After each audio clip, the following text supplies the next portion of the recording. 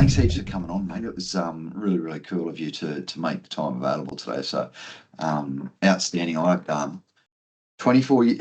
ChatGPT found out, get this, that you've got 24 years of experience, 8,741 happy clients. You've got 92% client success rate. That's unbelievable. We got an NPS of 86. I thought we were changing the world. Oh, mate, look, everybody's changing the world, but it all just depends on what direction, right? Well said. Yeah, no, I love talking to people who are just wanting to make a change, and especially if you've got an audience who wants to change, and I think that's really awesome, and I love it. Yeah. And really part of that is, our influence, Les, and that's obviously the topic of our podcast is find your influence, and how, for you as a business owner and No Limits to Success, how you've influenced so many other humans along your journey. And we'll talk about that as we go.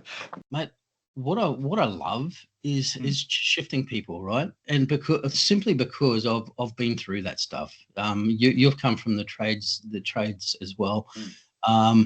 And what I see is one thing that's always been told to me by my coaches. I think you'll have coaches as well. Everyone, if you're a coach and you don't have coaches, you're coaches. Not There's a problem, right?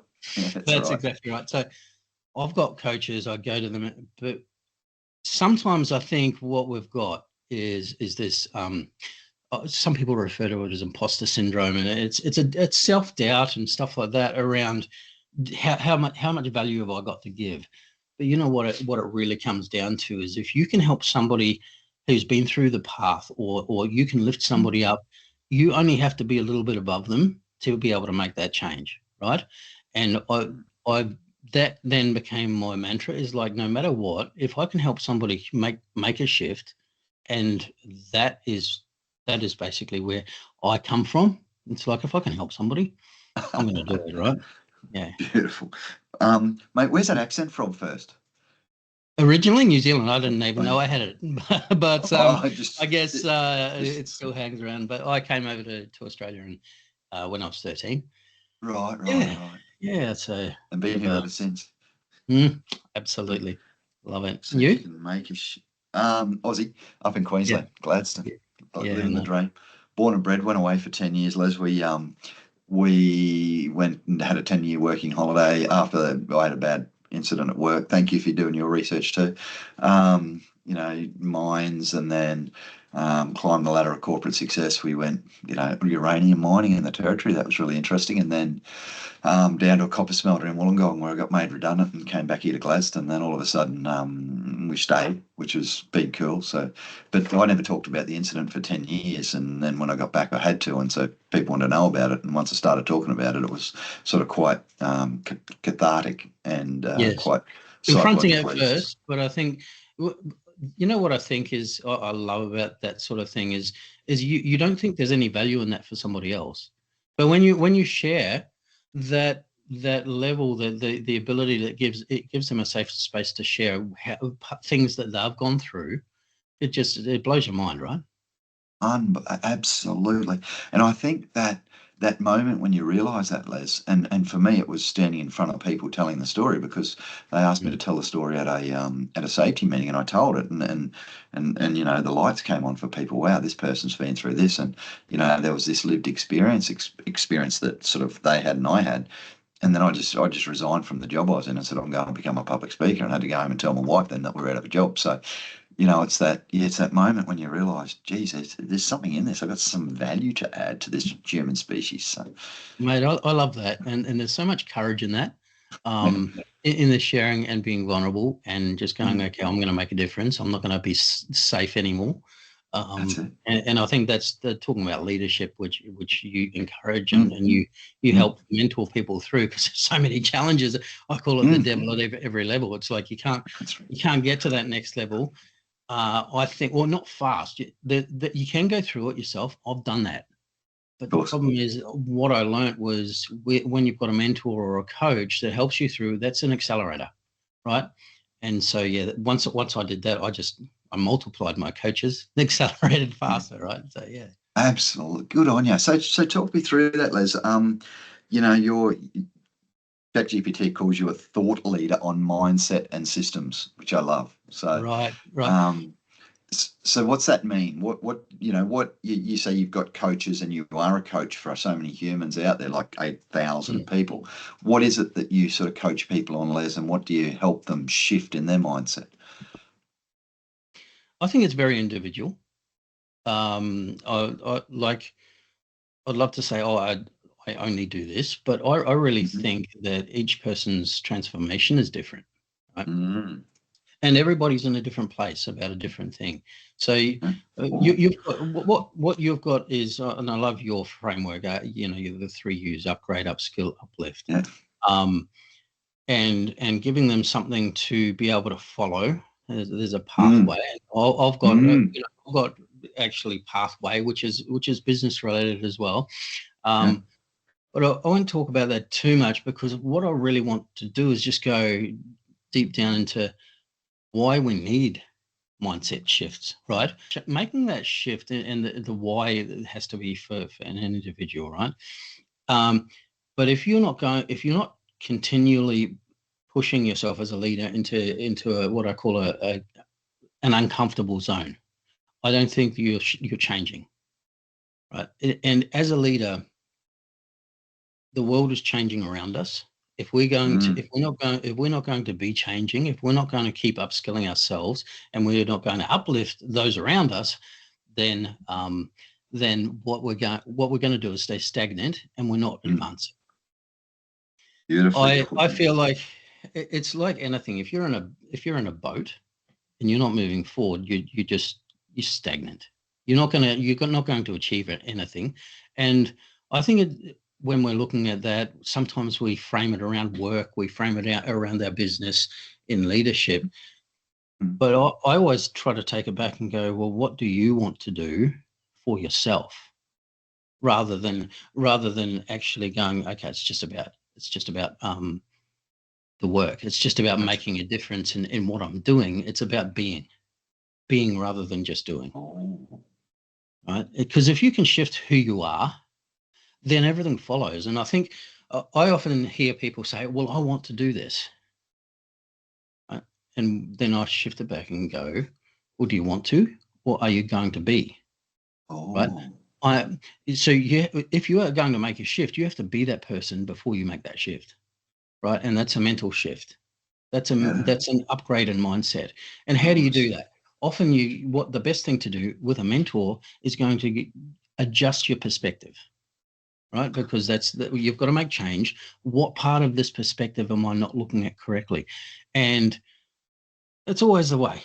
If you are the smartest person in the room, you're most likely in the wrong room, unless you are mentoring others, right? Nice. I've never heard it put like quite like that before. Right. So I want you to be teaching others what you've learned. Otherwise, you're not Nice. passing it on, and you're not being a real leader, right?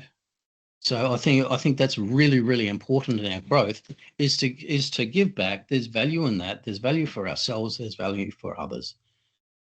And if you're a tradesman, or you're Mm. a technician of anything, Mm. you learn, and you become a master when you start taking on an apprentice and have to learn and teach, right? So what about your mindset shift? If you're not now, you don't necessarily do it. Oh yeah, I've got this mindset shift, and you try to change the world. I've been there, done that, right? Yeah, Yeah, that's right. but it's, everybody needs to know this, and you get heaps of resistance, and then That's right. then you step back and you go, okay, well, I can't Oh, change the world, but I have to find those who are ready to, gotcha. who want to, and and lift them up. Right. And And yeah. yeah, so it's around identifying that, and not forcing it on people, but then going, okay, if you're ready, if you want this, I'm here. And that helps us move to that next level of going. It's like I said, when you're training an apprentice, you learn more. You Oh, learn as much as you absolutely. do and you learn how to teach, you learn all of these things. And I think that becoming a master in anything, you need to teach as well, right? So Oh. if you're upgrading that, and don't Mm. overcoming that fear around sharing and being somebody who, look, one thing I hate, and this is in Australia, it's a big thing, is tall poppy syndrome. You agree? 1,000%. And, I'm like you probably work with some Americans, and, culturally, they do things so much different to us. They're so confident. They lift each other up. They don't sort of try to, pull it, and they're not afraid to contribute. They're not afraid to do their best work, because they all are out there trying to be high achievers. Whereas, in Australia, it's why in psychological safety, which Les, the third stage of psych safety is contributor safety. Do we as Australians feel safe to contribute to our best and our whole self? And you know what? A lot of the time it's no, because we're worried about getting pulled back down to someone else's level. And I think we allow people around us to influence us. Talking about influence how we feel and how we show up and how we succeed to a degree. And I think some people want the best for us. They're worried about us failing, and I get that. But at the end of the day, failure is part of the journey anyway. So I'm with you, mate. Tall poppy syndrome is just it's a curse, I think, on our culture. I think so, and it's developed, and it's something that we need to learn our way out of, I believe. When I say that, I think one of the big things about mindset shift, and you'd be aware clearly, is having not a fixed mindset. Is this is who I am, right? Yep. So this is who I am. If you define yourself as this is who I am, right, and then the other people around us are matching that, then you're going to stay there. Yep. True. And then what you do is you try to break out of that, and you actually bring yourself back. So that's one of the reasons I talk about being different. You have to be the person who can accept that not everybody's going to love you. That's right. Not everything. Right. One of the big challenges about putting yourself on stage or putting yourself out there, even on a podcast or anything like that, is, I want everybody's approval, right? Oh, good luck. So we've got to shift that mindset to be able to go, okay, I'm comfortable being who I am, and you know what? You can agree with me, you can't agree with me, and when we do that and are comfortable about just being centered, then what that means is that we actually listen more, right? We actually pay attention to others more. And as a leader, if we can take away all our preconceived ideas about a situation and we observe the reality, or closer to the reality, because everybody's reality is different, then what we do, are you aware of NLP techniques? Master prac. Perfect. Okay. So talking about this, and this is something some people have a fear around NLP because they don't understand it. But that's right. The ability that it has to shift your position, your feelings around something is phenomenal. But one of the sayings that we pull out, or I love to pull out of that, is the person with the most flexibility has the most ability in a situation, right? So if you have more flexibility and you can understand 4, 5, 6 sides of the story, where things are going, and the flexibility in being able to do that instead of being fixed on getting your position across, then what that does is it gives you the leadership ability to pull people together, understand that, and break down their differences. And then that's influence, Les. Yes. Yep. Wow, pull people together. I love it. I was doing a session the other day on psych safety, Les, and I looked for a definition for perspective taking.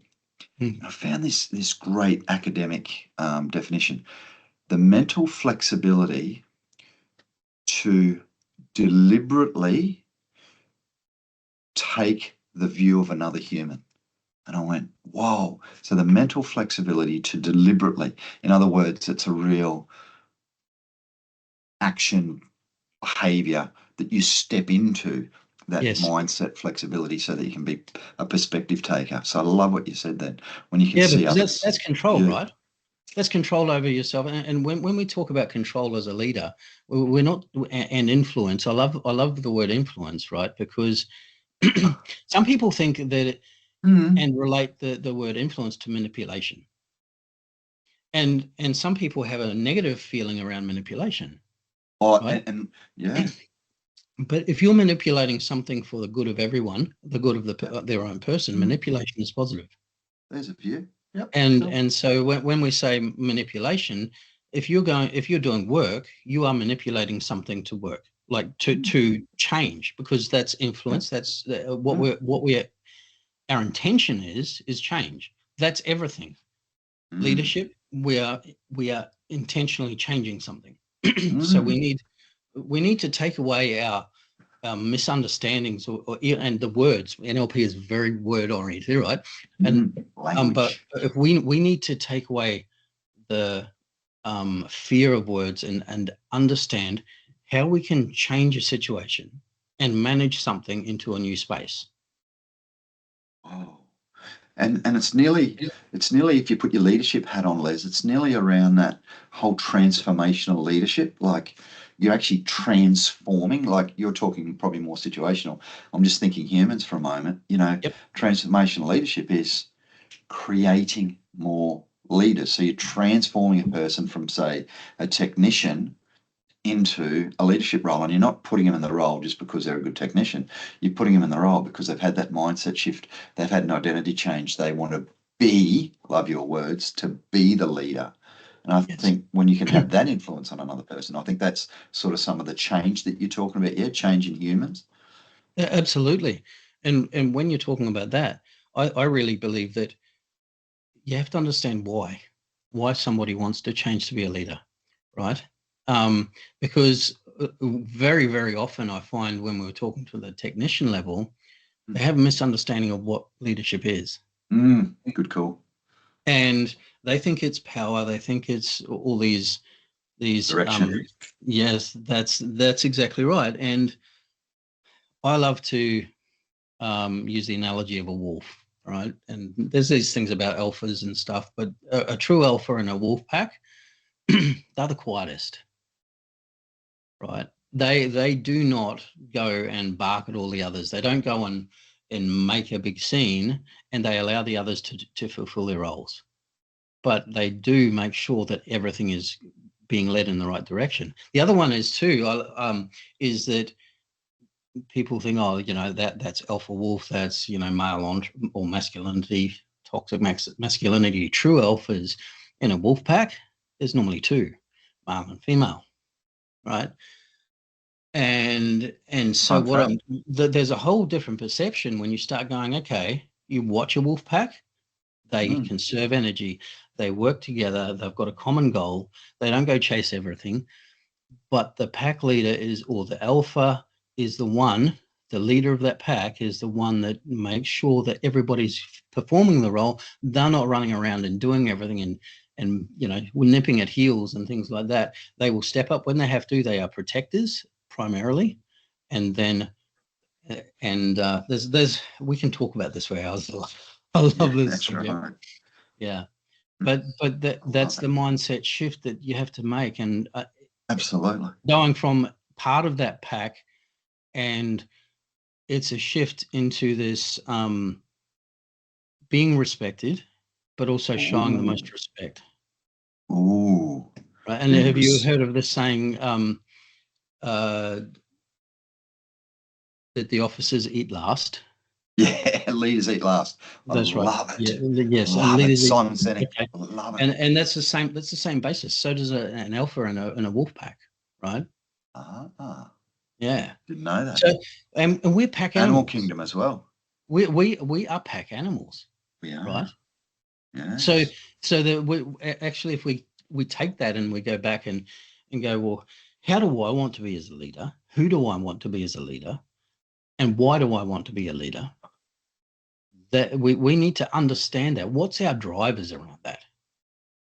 And if we go, oh, I didn't actually. Sometimes when we do self-analysis like that, or somebody helps us do analysis, we surprise ourselves, and we go, you know what? My goal was to feel such and such because I haven't felt that from other people. Then if we can shift that to go, okay, true leadership is quite often service. Service. Absolutely. right? And like you've got, it's uplifting, right? It's uplifting others. Bring others up. Yeah. And a true leader doesn't take the most. They take all the responsibility, but they don't take the glory. The glory goes down. Nice. Nice. Right? Absolutely. Because they only win if their team wins. Oh, all the responsibility, none of the glory. That's it. Right? I love that. And that's what gains respect. Oh, beautifully put. Beautifully put. It sure does.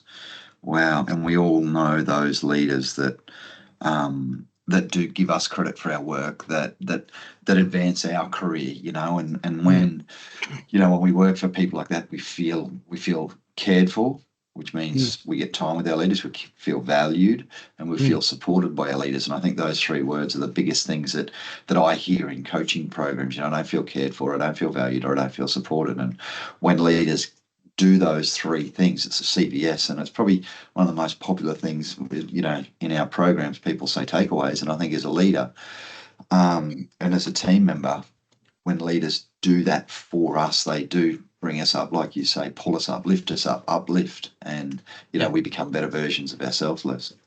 I think so, and I think probably a lot of the problem, you know Hacia as well. Absolutely. Yeah, she's amazing. She's a great leader, amazing, and she's launching her leadership over in the US now as well. I was having a chat with her the other day, and she talked around like how to break down. You know, you were talking about perspective before, how to break down the different perspectives between two people. That was phenomenal. And then I was thinking about it, going, okay, how do we shift this into a leadership level where we go, okay, how do we learn off each other? And I'm going lots of places with that, but I think where you've got change, which really our leadership models for such a long time have really come out of the industrial age. For sure. Right? We often put managers in who manage roles. That's right. They are a role and they manage roles, and you've got to, and we've got to go, and we talk about KPIs and we talk about, but we're not. We're managing. We're leading humans. Nice. And so there's a shift that yes, we have to meet KPIs. We have to do all of. We are a structure within a business. We thrive in structure, but the leadership part of that is actually making connections, right? And it's there's a whole lot of dynamics. You're never going to have the perfect dynamic with everybody, but as a manager, it's about. Oh, sorry, as a leader, we're actually like I talked about before, we've got to be the most flexible and be able to adjust for that person's style, because they haven't learned yet. They haven't, because your team is going to be all from, you know, different. We talk about disc dynamics and different different backgrounds, different skill levels, different emotional intelligence. There's a whole lot of different things that we need to be able to go, okay, how do we make this into an orchestra, right? So we bring out everybody's, we help them with their weaknesses, but we also lift up their strengths so that we play together in synchronicity, right? And get that dynamic going. And look, I'll be honest, I think I'm taking a big shift at the moment, because I think one of the biggest things that is coming is we've been through the Industrial Revolution. We've had computers come in, we've had phones, with all social media, all of these changes, right? But I think there's a monster change bigger than all of those coming through, which is AI. You're great. I was hoping you'd tell me about AI. And at the moment we're making a shift in what we do, because there is a whole lot of change implementation around AI. Yeah. It is coming. It's here. It's not coming. It's here, right? It's here. 100%. And And I think there's a whole fear around even in broaching the subject. We're looking at it, but we don't understand what to do. Right. We don't know how to implement. We're talking, but there's all this range, and I'm not talking about Chat GPT level. No. Right. That's when you're using Chat GPT, you're a consumer. Yeah. You're the product, right? Especially the free version. Absolutely. The free version. If you have that in your business, there's high risk. Absolutely. There has to be conversation around that with all, because basically what you understand if you read the terms and conditions is anything you put into Chat GPT is open to the world. Correct. So if you're putting your IP or your staff is putting your IP into there, it's going out there to the world, right? Or your financials, review my financials and Chat GPT. If you do not use the free version, and the other one is like just even Chat GPT, it's handy. It is very, very good. It gives us the ability to augment ourselves and give us whole great ideas, but it's also not designed for you.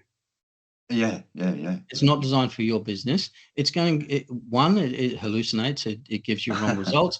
It does give you good stuff. It's getting better. That's right. But it's also going to give you exactly the same answer it's going to give the next guy. The next person. That's right.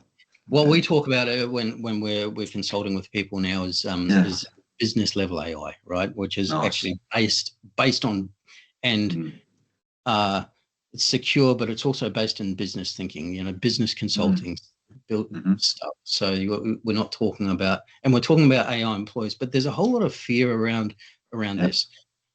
But again, it's around mindset. Yeah. There's two options, right? Yeah. We can have fear around it and go, well, I'm going to wait and see what happens, which in that case, you will take years to catch up. Correct. Or you can go, this is exciting and I want to get it. Put a reframe on it.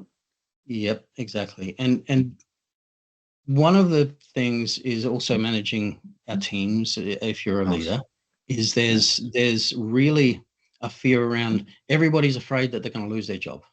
And guess what? There are some jobs that are going to be obsolete very soon. Very soon, right? Yep. But that's also what they said when computers came in. Yeah, that's true too. Yeah. That would do a lot of people out of work. And remember, they said was it even might have been Microsoft or Apple said it's silly to think that everyone would have a PC on their desk. That's silly. We got pen. IBM said that. IBM. But Apple, and that's why because they stayed business, and that's why. How big is IBM compared to Apple now? That's right. Right, and that is exactly what I'm talking about. That's it's around a mindset about going, okay, where is this going? What does the future look like? How do I prepare for it? Future. And take action, because if you're not taking action, and look, this is also another thing, is like leaders are at capacity at the moment. Right. Yes. I don't think that I talk to leaders now. I don't think there's ever been a time where has been as high an expectation as now of everybody, of their teams. It's like we keep expecting more and more and more from ourselves but they don't have capacity to go, okay, let's have a leisurely look at this. Let's start implementing. Let's start doing this. So, and who in their leadership role has the capacity to go, how are we going to implement AI into this business?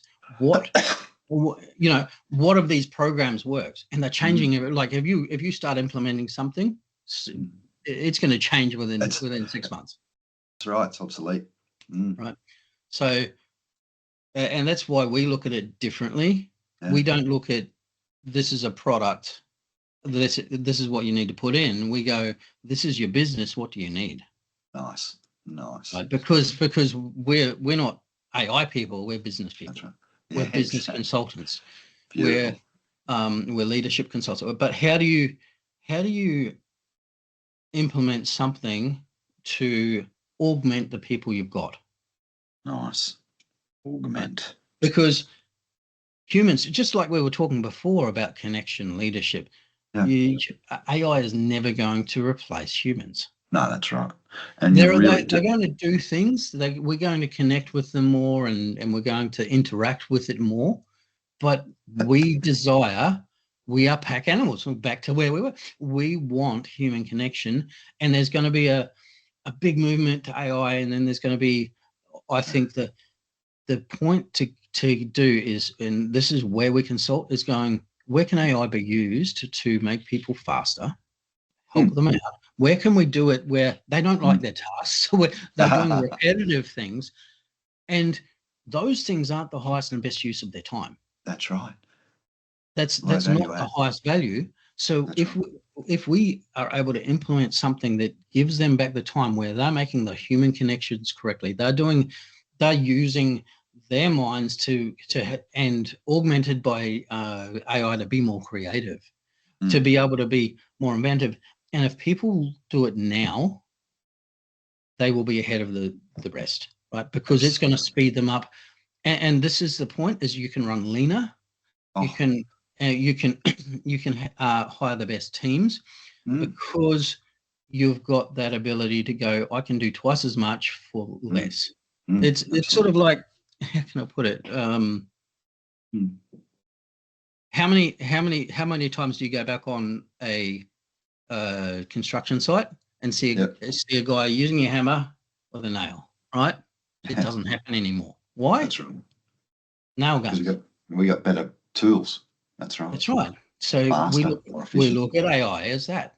We've got better tools. They're coming in quickly, and what we're going to do is use those tools in the best way we can. But we're also going to then use that's going to be able to help us use our humans in the best way we can. And I think, Les, what we're sharing with leaders is that, the conversation is starting to shift, and the languaging around it is. But we've been we're human. Now we've got AI. What you're really saying, and I think some of the conversations we're having too, is around, it's actually not. It's like when you put this business lens on it, I love that. I put a leadership lens on it and say, it's not one or the other, it's an and. You got to work out. It's this integration, and that's that mindset shift and the influence piece that we've been talking about. We've got to influence ourselves first to know that it's okay to make AI part of our lives, then make it okay for other people in our teams to make AI part of their lives. But it's not us or AI. It's like when AI's already given me wrong information about you. We just found out this morning, and so you can't follow it blindly. I've already had my first arguments with AI, Les. I said, why can't, in ChatGPT, I'm probably not the only one. In ChatGPT, there's a team function, and I've given all of our team access to it, but it doesn't share prompts. And so I asked AI, because I use it probably hourly, if not more.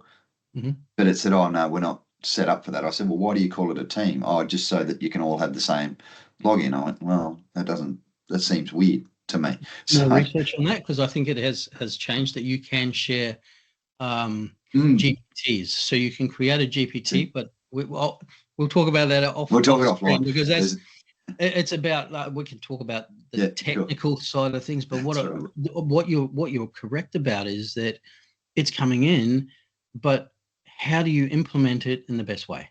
It's going back to the construction. Like if you've got a shop full of tools that are going to help your team, but you're going, no, I want you to just keep working. Whereas the guy in the van next to you has all the tools that he needs, right? And he pulls them out as he needs them. You're going to be more productive. What you're going to do is reduce your staff requirements, right? Because somebody's got to run down the shop all the time. Like what we do is go, we're resistant, and there's often resistance is because of fear. Nice. One, fear of the unknown, or fear of change. Exactly right. right? And so but I want to, like, if you think about it, we've got AI in our vehicles. We've got AI Well, yeah. in your Yep. phone. You've Yeah. got AI Good call. that when you do an email, basically, we've had You can AI check it for you. since the 50s. Wow. It That's a is, thought. but it's been progressing. But what's happened is it's hit a tipping point, Mm. right? But we're resistant to something that's actually relatively old AI. This has been a work in progress for a very long time. But what it's done is they've made it public and they've made it usable. You're right. So, Mm. and it was sort of like mobile phones. Mobile phones, I remember the days of the old brick. Now I'm showing my age, right? Where you'd wander around and you'd be standing at an angle, That's like, right. you know, That's right. trying to get Back in the day. reception, and it That's was right. useless. It was useless at Mm. times, I get it. but it was the incoming of now. We get upset if we don't have coverage. Oh, That's wasn't, you know, it's and oh, how come it's going so slow? It's taking more than a second. becomes Now normalized. if we're sitting there and waiting for Chat GPT, it's like, what's going on? It's not instant. But it's what wasn't what we've moved so quickly that now our expectation is this. What I'm thinking, what I'm saying is, okay, as business leaders, we have to be constantly thinking of the future. Where is this going to be in 1 year's time, 5 years' time? How are we going to be ready for that? Or how are we on our way to that? Because if we start in 1 year's time, or if we start in 5 years' time, we are Behind. behind You're on out the of race. Yeah, you're out of and if, in business. fact, what you've done is you will, it's like you said around, okay, let's say IBM, they've never come back. Who's another good example? Video easy. BlackBerry, right? BlackBerry, another Yep. technology company. Nokia, Yeah, they weren't fast enough to implement. yeah, Now the two leaders are Samsung and Apple, right? of course. And then there's this big Yeah, space between the to next the one, rest. Yeah, right? Where are you going to be in the race, yeah, exactly. Out of right? business if Are you're you not going on to AI. start implementing now? Are you going to start?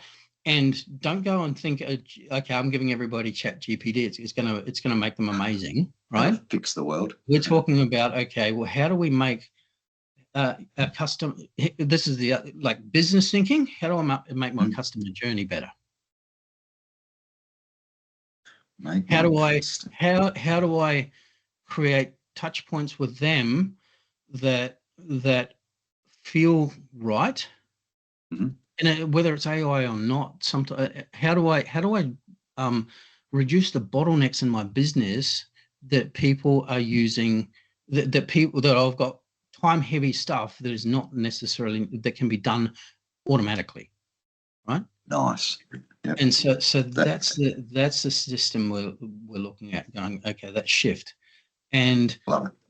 getting rid of that fear of what's doing. So and it's the same thing. It's like that's why we're shifting to here, is going, well, how do we make that, help people shift into that space? Mm, How do mm, we, because I'll tell you now, mm, if you think about it, Netflix, mm, all the big companies are using this.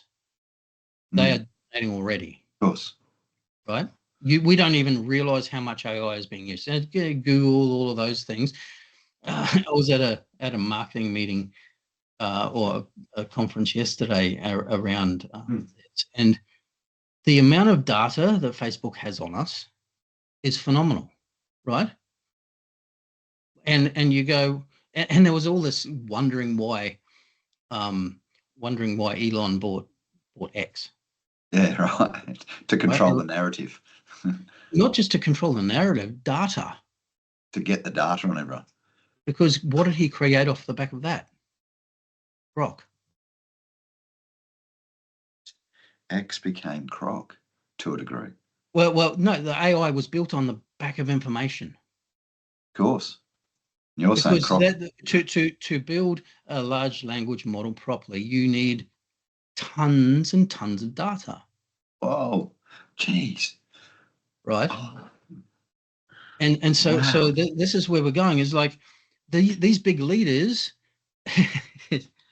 Ford, right?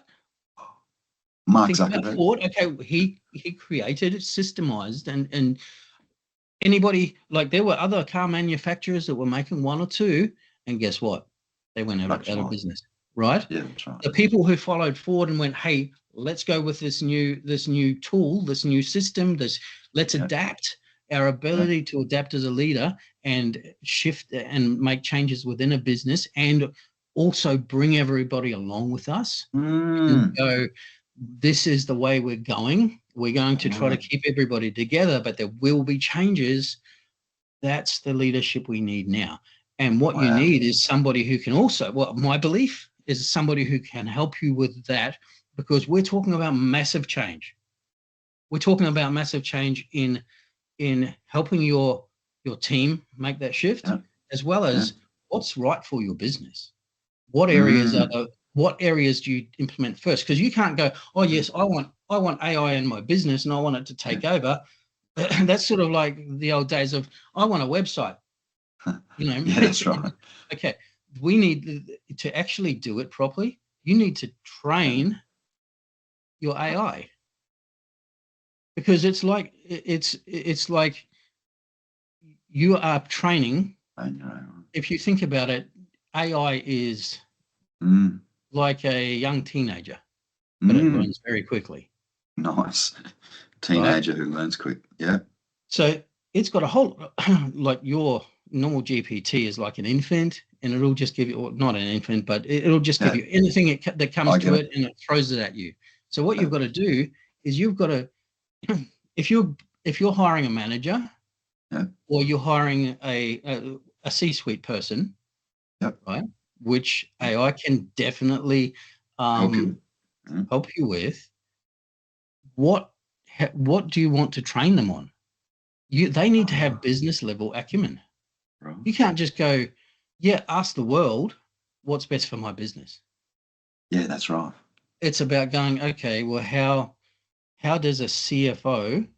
operate? Because it depends on what size business you're talking about. You Mm. can augment your whole team and get them operating better, but it's not one GPT across everything. It's No. individual trained uh, employees, I like to call them, Right. rather Yeah. than bots. But it's Yeah. like having different things in different places, and That's right.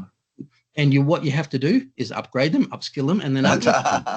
Right. Right. I like your word. Good. Thanks, Les. So I love it. Love it. Love it. yeah, yeah. And that's But that, important. yeah, absolutely, So, because if it's sort of like using a handyman tool to do your technical work, right? correct. Correct. You know, And and you're not going to, you're not still going to operate with a hammer if you're doing a you're a commercial build. commercial builder.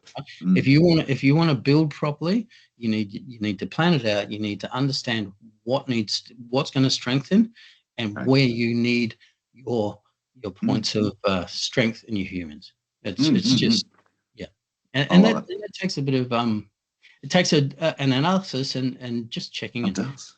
Yeah. And it takes So some foresight too. And it takes some willingness to learn and to grow and to a growth mindset. Thank you, Angela Duckworth. I think, or she grit. No, I think Angela Duckworth growth mindset.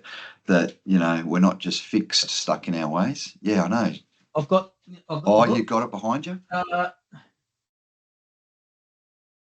Carol Dweck.